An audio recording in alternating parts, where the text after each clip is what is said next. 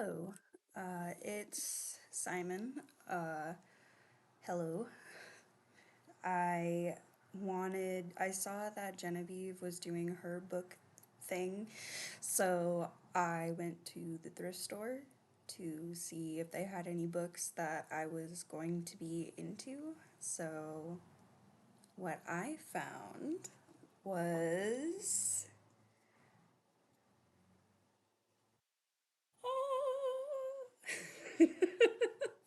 The 10th Kingdom! I've seen the movie.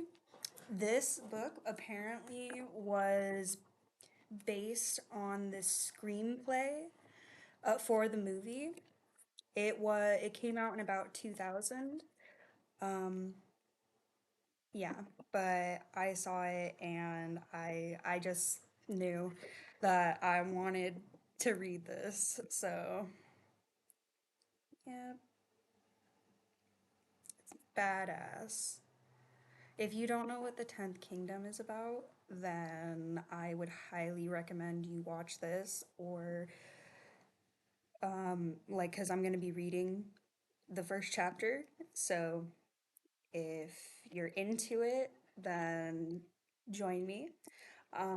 But if you want to watch the movie first, go for it. It's about 10 hours long, so do what you will. Um, My fiance actually made me a bookmark for this book. And so she pressed and dried out a flower and put it in tape to laminate it because she didn't have a laminator. But I thought this would be perfect for the 10th Kingdom because of how it ends. So I'm so down to read this with you guys. Um, so, part one, the dog formerly known as Prince. Chapter 1. And there's no chapter title, it's just chapter 1. Virginia rested her elbows on the windowsill and leaned into the breeze. If she closed her eyes halfway, the trees in front of her looked like a vast forest, cool and green, filled with possibilities and adventure. Sometimes she sat there for hours, imagining herself as a princess trapped in a tower, waiting for some handsome prince to emerge from the woods, find the key, and set her free. She touched her brown hair, wrapped in its neat bun at the back of her head. It wasn't even long enough for her to pull a Rapunzel on the guy. No way she let down her hair and have him climb up it. The strain of that would be too much. She didn't even like having other people brush her hair. They pulled too hard. Imagine how it would feel to have someone climb it. As if it had heard her thoughts, the breeze tickled a loose strand of her hair. She leaned even further forward, hoping to catch a bird's call or perhaps the roar of a wild beast. Instead, a siren wailed in the distance. Virginia blinked and opened her eyes the whole way. The trees before her weren't part of any forest. They were a small grove on this side of Central Park in the middle of the most urban environment in the world, New York City. Land of the concrete jungle, a place where sunshine was rare and exhaust fumes ruled. She could smell them now, toxic and foul. A bus belched on the street below, and some passerby caught on the cloud of black smoke yelled an insult. Her tower was really her apartment, the one she shared with her father. They were on the edge of the park, not because they were rich, they weren't even close, but because he was the janitor in this building and the apartment was part of his pay. Her bedroom was tiny, like the rest of the place, but at least it was hers. She glanced at the alarm clock beside her bed and sighed. She daydreamed the afternoon away. Her shift would start soon, and she wasn't ready for it. Her feet still ached from the last one. She worked at the grill in On the Green, a restaurant at the edge of the park. She liked waitressing. It allowed her to meet people. Sometimes it was her trial, like last night when the place had been full of tourists looking for the New York experience. But mostly it got her out, seeing things, and forgetting where she was at. So many women in the city were just like her, dead end jobs, no hope for advancement, no way to make new friends, and no way to meet anyone. Last night, one of the tourists said to her, "It must be great to live in New York." She'd had enough of that small talk, or that kind of talk. She'd been late to work because some joker had grabbed her bike in the park and she'd had to kick him away with her foot. The cook had spilled a jar of jelly on her in the kitchen, and the shirt she'd swiped from the boss's closet in the back had several sizes too big. She'd had to go through the entire night holding a tray in one hand and her shirt front in the other. Great to live in New York? The comment was like putting a flag in front of a bull. Still, she restrained herself. Great? She asked. Close your eyes. The woman, a middle aged bottle blonde from some Midwestern town, did. Now, Virginia said, imagine the most boring day of your life. The woman nodded. She had a little smile on her face. Right, Virginia said. Now you have my life in perfect focus. The woman's smile faded. She opened her eyes and looked confused, and Virginia had walked off, tossing her cocktail tray up and down like a basketball. Or baseball, sorry. But she hadn't been lying. Lately, she'd been saying to herself that after a woman reached a certain age and was still living with her father, nothing exciting would ever happen in her life. The best she could hope for was finding a partner and opening a restaurant of her own. As if that was ever going to happen. It'd be as likely as opening the front door and finding a satchel of cash. Foreshadowing! Virginia grabbed the window frame by its peeling paint and tugged the window closed. Then she left her room to make sure her chores were done before she left. Her father spent his evenings in his fake leather recliner, drinking beer and punching the remote. If she didn't leave him dinner, he wouldn't eat at all. She hurried to the kitchen, then stopped. There were potato chip packets and empty beer cans in front of the armchair. The mess would be worse if she left it for the morning. With one hand, she grabbed the foil wrappers, and with the other, she picked up the cans. She carried them into the kitchen and dumped them into the trash. Then she pulled open the ancient white refrigerator. The thing was so old that it groaned and stared at the frost covered freezer door, which was at her eye level. Maybe she'd add a few frost free refrigerator with side by side doors and ice and water dispensers, or if she got extravagant, a standalone freezer instead of this puny one that barely fit ice and 2 days worth of leftovers. She took a frozen dinner out of the freezer, shoved the door closed with her hip, and placed the food beside the microwave. Then she went back into her bedroom and got her bike.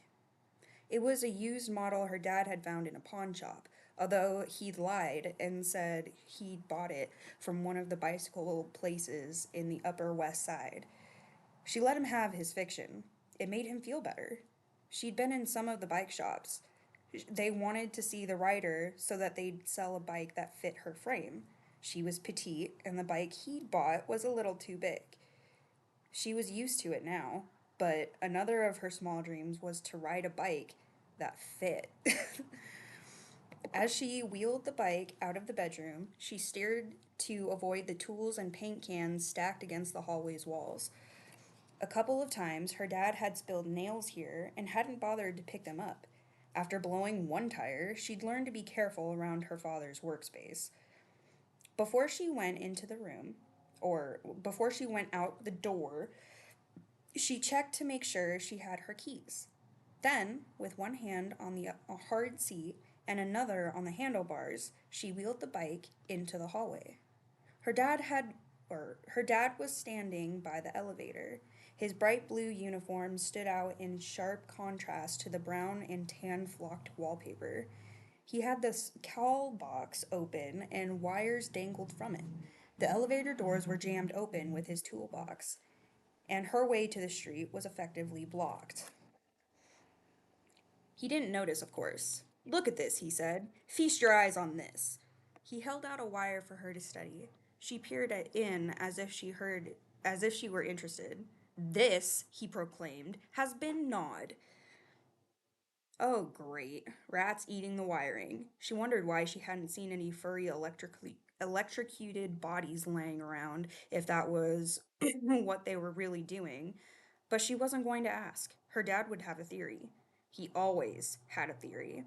The guys down at his favorite watering hole seemed to love his theories, and sometimes she did too. "Tony," they'd say, "what do you think of dot dot dot?"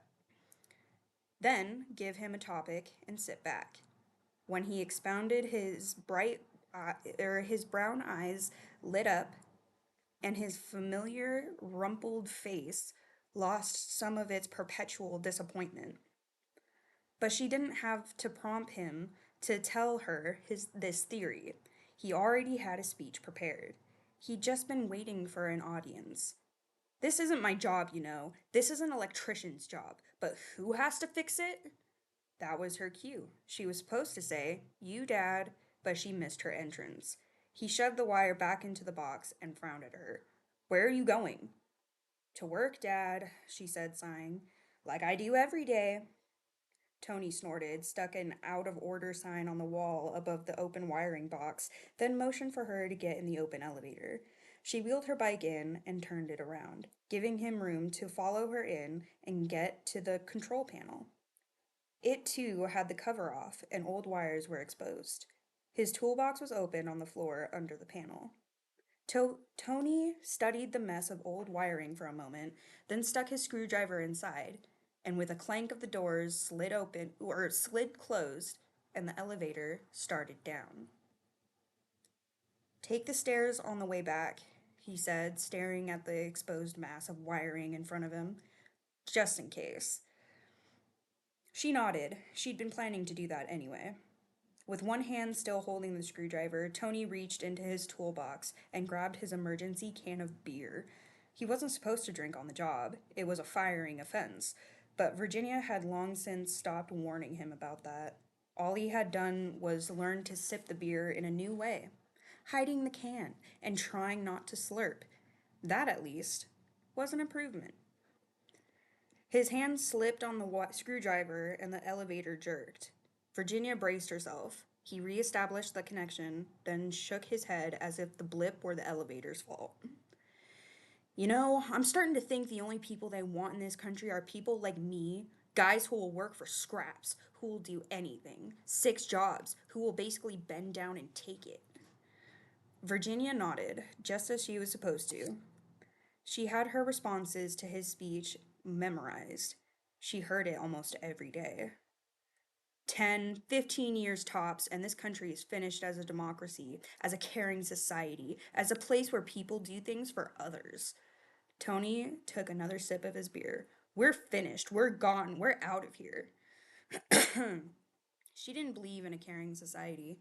She learned early on that other people were trouble. Her philosophy, often thought and never stated, unlike her father's, was stick with yourself and you won't get hurt. That had been proven true for her more often than not. Her dad had stopped talking. She wondered how long he'd been silent. Rather than letting him start with another speech, she said, "Your barbecue ribs are on top of the microwave." Tony frowned. Perhaps she hadn't given the appropriate response. And then the elevator jerked to a halt. As the doors started to open, she realized that the frown hadn't been for her. It had been for their stop. The third floor. Tony crouched and hid his beer in the toolbox. He was still rummaging through it as Mr. Murray and his 8-year-old son got on. Mr. Murray owned the building, and somehow believed that gave him the right to be a petty tyrant. Virginia braced herself for some unpleasantness. She didn't even smile at the boy as she used to do. The kid was beyond hope. And who wouldn't be? He was wearing a tiny suit that matched his father's, and their faces had the identical expression, as if they had both swallowed something bad. Her dad stood at attention. Mr. Murray both frightened and angered him. Frightened because Tony knew that Mr. Murray could fire him on a moment's notice, and angered because Mr. Murray was usually unreasonable. Virginia had heard her father lecture on this topic ever since they moved in here, and on this topic, she agreed with him. Mr. Murray was frowning at the open box with its dangling wiring and screwdriver stuck into the mess. Tony, I've been calling the elevator for half an hour. I thought you'd fixed it. I had, Tony said, but it's broken again. Well, don't spend all night on it, Murray said. You've got to look at that boiler. It's driving everyone crazy. There's airs in the pipes. I know, Toby said, but he spoke softly. Virginia wondered if Mr. Murray even heard him. The system's got to be drained and bled. I've just got to do the drip in number 9, then I'll be on the case. Her dad had a tone in his voice when he spoke to Mr. Murray that Virginia never heard at any other time. Oh, kitty kitty. It had a hint of eager puppy dog mixed with an edge of annoyance. Murray Jr. pointed a stubby finger at Tony. That man's breath smells, Daddy. Virginia closed her eyes for a second. The beer. She had warned him, but apparently Mr. Murray wasn't concerned with Tony's breath. I'm going to say this once, Mr. Murray said. Once a day was like that. Once a day was more like it. Virginia resisted the urge to mouth the next part with him. There's an awful lot of people who'd like your job. An awful lot of people. Virginia clenched her fists, but Tony only smiled and nodded. The elevator reached the ground floor and the doors slid open. Mr. Murray and Murray Jr. got off. Even their walks matched. Tony waited until Mr. Murray's back was turned and then gave them the finger. Drain the system. Drain the system, he said in a sing-song voice. I'd like to drain his system. That's so disturbing. Wouldn't everyone? But Virginia knew better than to agree with her father. That might launch another theory, which would mean she'd be late for work. I'll see you later, Dad. Virginia rose on her toes to kiss his cheek and then wheeled her bike out of the elevator. She thought she had made good her escape when her father said, Don't go across the park. Every day he said that. Every day she ignored him. You hear me? You promise? And as she did every day, she said, Sure, Dad. She was almost to the door. Have you got a jacket? Tony called. He should have looked earlier. Of course he hadn't. Too wrapped up in his own problems. She didn't bother to answer. What have you left me for dinner? The same thing she'd always left him. But she didn't answer that either. The doorman at the front desk gave her a look of sympathy. She wheeled past him and out the front entrance. The moment she stepped out of the door, she took a deep breath.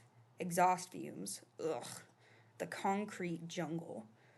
She got on her bike and rode across the busy street, dodging cars on her way into the park. The trees made her day worthwhile. The trees and their valiant struggle against the bad air, the graffiti artists trying to carve their love lives into the trunks, the dogs fouling the exposed roots. If those trees could survive in this place, so could she. Virginia veered off the path and took a shortcut, rising over a small crest until she reached another path. She couldn't see her building from here. She couldn't see any part of the city. She loved it here. It was her reward for the sameness of her everyday life. That was really well written. Sorry. Okay. Oh, this is a separate thing. Okay. His feet hurt in the magic shoes, but the rest of him felt pretty good. Pretty darn good. Relish, the Troll King, resisted the urge to chuckle as he made his way down the hall in the Snow White Memorial Prison. Getting inside hadn't been hard. A little pink troll dust, the magic shoes, and he was through the main door. Only the vulture outside, the real one, the one sitting on the sign, had seen him across the manicured grounds to the drawbridge, and that bird wasn't going to confess nothing to nobody. The corridor was wide and dimly lit. The shadows were dark. Every few yards, however, there were squares of light with bars as a bit of moonlight came through the grated windows. The torches on the walls burned brightly, but they couldn't dispel the gloom.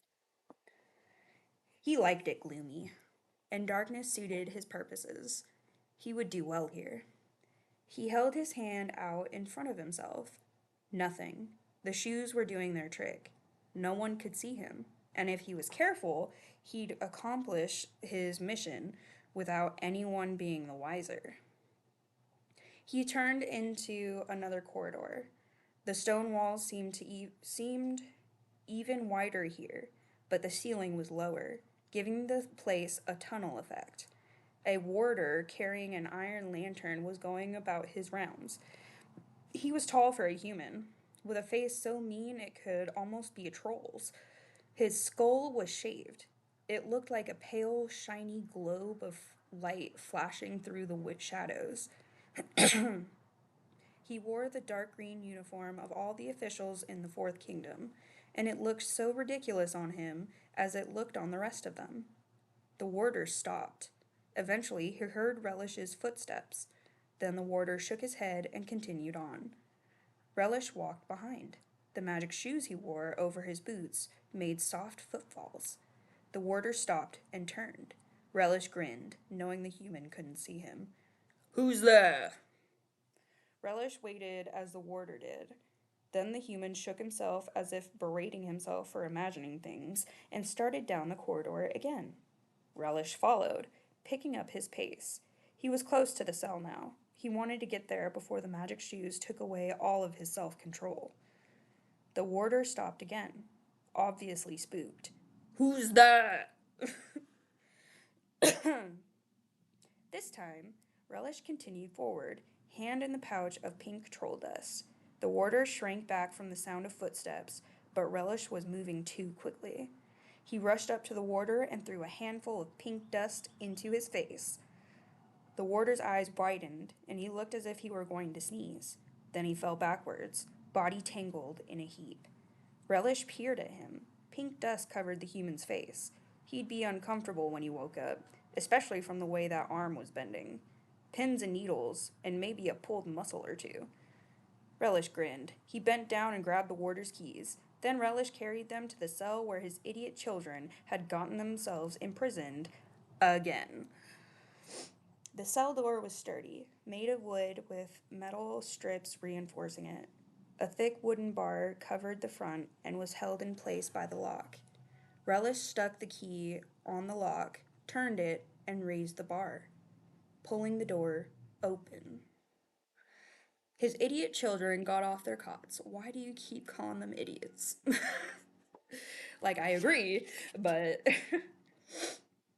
his idiot children got off their cots, whirling and turning until they lined up in front of the door. It wasn't even a good defensive position. He couldn't believe how little they had learned of the things he taught them. They had lined up in age order. Burly and Blabberwort were 7 feet tall, the perfect height for trolls, but Bluebell was only 5 feet tall. He crouched beside his sister, Blabberwort, and looked even more pathetic than the other two. Relish frowned at his children. What a motley crew. Burly had pulled his black hair away from his face, revealing his excessively pale skin, like his father's, and his gray eyes. His two lower canines rose like fangs, nearly touching the steel bone he'd pierced through his nose. He wasn't as ugly as a troll could be, but he was close. Blabberwort would have been Relish's pride and joy if only she had the brains to go with her fabulously bad looks. Her hair was orange, and she wore a tuft of it in a straight up ponytail shaped like a poodle's tail. Her her hooked nose was pierced, and she wore a gold ring in the side. She had her mother's dark looks, and they seemed to suit her more than her younger brother Bluebell. Only Bluebell, the dark looks made him seem unfinished. His frizzy black hair was out of control, and his hooked nose hid his imperfectly gnarled teeth. He bent his head when he grinned, making him seem shyer than any troll should be. You are pathetic, Relish said as he stepped inside the cell. You call yourself trolls? You make me ashamed. They looked surprised at the sound of his voice. Sorry, Dad, Burley said. Sorry, Dad, Blabberwort said. It won't happen again, Bluebell added. As if Relish believed that. This is the last time I come and rescue you, especially for minor offenses. Come on, Dad, Burley said. Take off the magic shoes. Apparently, his son didn't like his father to be invisible. Apparently, that made Burley nervous, which was good. I'll take them off any time I want to, Relish said. Mustn't wear them longer than you need to, Blabberwort said. Shut up, Relish ordered. I can handle them. But maybe he couldn't. He was a bit woozy, and he was enjoying baiting his idiot children a little too much. He felt drunk, a feeling he liked, but it was probably a dangerous feeling when he was inside a cell inside the Snow White Memorial Prison. Getting caught like this by making judgment errors made him almost as much of an idiot as his idiot children, which was not a good comparison at all. He put one invisible hand against the cold stone wall and pulled off a magic shoe. Then he removed the other shoe and staggered a little as he became visible. He watched his children as they saw him appear. All three of them leaned away from him. Good. They were still scared of him, as they should be. Take this, he said after he got his balance. He thrust the bag of troll dust into Burley's hand. I think I got all the guards, but I might have missed some. Burley took the dust and looked at it as if he'd never seen it before. Relish glowered at him. Glowered? Glowered. I don't know how to say that one. Burley cupped his hand around it. Relish raised his eyebrows. Do you want to stay in here forever? No, Dad. No, Dad, Burley and Blabberwort said. I never want to be here again, Bluebell said. Then let's go. Relish led them out of the cell. He was still clutching the keys, and he still had his shoes, although he wasn't enough that wasn't enough anymore. He felt naked now that he wasn't invisible, and he had the beginnings of a headache. But whether that was from the magic shoes or the presence of his children, he couldn't tell. That's so rude. What? They crept through two different corridors, retracing his steps. He had done a pretty good job of dusting the guards. Not a single one was awake. Wait! A woman's voice spoke in his head. It was faint, but strong and alluring. Relish stopped, and so did his kids. They all looked at each other. Apparently, his children had heard the voice too. Come to me. Well, he didn't have to be asked twice. The guards were out, and he wanted to see what kind of female owned a voice like that. He had his imaginings, and so apparently did his sons, who looked more focused than he had ever seen them. Even Blabberwort looked interested, although probably not in the same way the men were. They turned off the main prison corridor towards a sign that read, Maximum Security Wing. He'd never been in this part of the prison, not even on his own. And of course, his idiot children weren't talented enough to even contemplate the sort of despicable deeds that got someone assigned in here. At the end of the corridor was a stout oak door. It looked even more solid than the one his children had been stashed behind. Relish pawed through his keys until he found the right one. He unlocked the door. It opened, revealing another corridor. Somehow that disappointed him. He wanted to see the owner of the voice. He led his children further, and within a few moments they reached another locked door. Burley's fangs bit into his upper lip. This is where they keep the queen, he whispered, the fear filling his every word. No one is ever allowed in here. Somehow, Relish had known that, but he had ignored it. Now he was too curious to stop. He opened this door and found himself in another corridor. At the very end of it was only one cell. Its door was even thicker, he could tell from this distance. As he led his grown children down the corridor, he passed a sign, all food to be left in collection box. It made a shiver run down his back. Whenever he'd been in this prison, the guards had handed him his food. A little further along on the other side, no physical contact. His headache was growing worse. Still, his curiosity moved him forward.